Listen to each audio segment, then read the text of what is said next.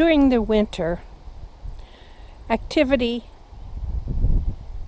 around this trading post more or less ceases. The chief, or the main man for the Hudson Bay Company, stays in his house, does his accounting, makes reports to the headquarters, and makes sure that things are in good shape for when the voyagers come back in the spring. Now, this is a carpenter, and he makes sure all buildings are in good shape.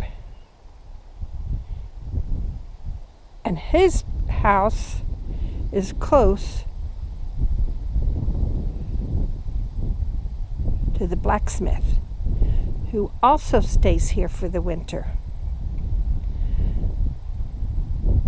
Yes, it's a hard life,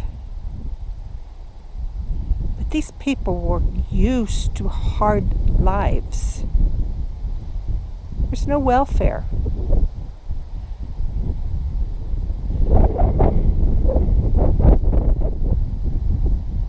You made it on your own, or you died. That's all there was to it.